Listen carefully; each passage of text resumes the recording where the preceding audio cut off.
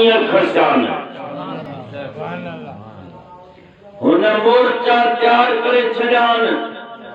मुसलमाननि ईमान वारनि जे लाइ घर में भी मोर्चा तैयार उतां बीठो तो वार करे हित ईमान खत्म कियास हित ईमान खत्म कियास बाजार में तो हुन जा घणा मोर्चा ठहियल आहिनि पोइ ईमान वारे ते वार कंदो तो रहे पर जंहिंमहिल ख़ासि करे मुश्किल वक़्त में मोमिन ईंदो आहे मुसलमान ईंदो आहे त हुन जा वार वधी वेंदा आहिनि चवंदो आहे त जान मां ईमान खसे वरितोमांसि पर जॾहिं शैतान जा हमला हलन था पर जंहिंमहिल माण्हू विसाल थींदो आहे जंहिंजो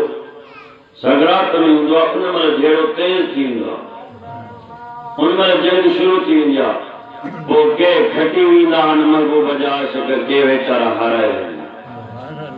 पर मुंहिंजे मुर्शिद गौसे आज़म पीरान पीर दस्तगीर फरमायो आहे हे मुंहिंजे महबूब जा ग़ुलाम हे मुझे महबूब जा उम्मती जे चाही तो मां ईमान बैंक में विझां त पोइ मां अब्दुल कादिर जीलानी तोखे दसां थो तूं मूं अब्दुल कादिर जीलानी जो मुरीद थी तोखां शैतान ईमान न खसे सघंदो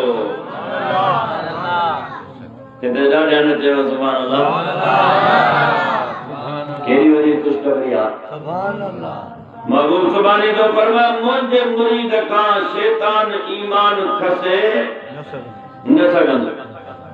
छो त मुझे रब मूंखे हुकुम कयो ते मुहियदीन गौसे आज़म मुरीद कर माण्हुनि खे पाण ॾे आण उन्हनि खे पंहिंजी रबरी अता फरमा त मूं रब खे अर्ज़ कयो त ओ मुंहिंजा मौला पोइ मुंहिंजी हिकिड़ी दुआ क़बूल कर रब फरमायो ए अब्दुल कादिर जीलानी तूं मुंहिंजो महबूब सुभानी ही मां तोखे ॿुधायां थो त तुंहिंजी का बि दुआ रद्द नाहे तूं हिकिड़ी छो थो चई जेका दुआ घुरे त क़बूल हिकिड़ी दुआ इहा आहे त मुंहिंजा मौला जेको मुंहिंजो मुरीद थे मुझे मुरीद जो मुरीद थे मुझे मुरीद जो मुरीद थे मुझे मुरीद जो मुरीद थे मुझे मुरीद जो मुरीद थे क़यामत ताईं जेको मुझे सिलसिले में दाखिल थे जेको मुझे कड़े में दाखिल थे ए मुझा मौला अज मुझी दुआ कबूल कर त उन्हें के मरण खां अग में कलमो पाक नसीब तू रब कंदे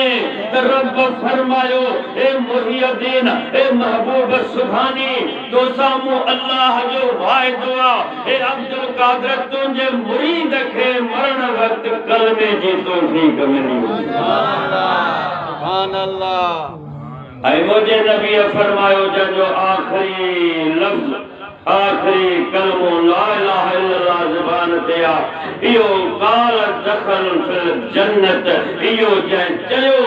ईअं जंहिं चयो लफ़्ज़ ला इलाहा इल्लल्लाह ऐं विसाल करे वियो त मुंहिंजे हबीब फरमायो त इहो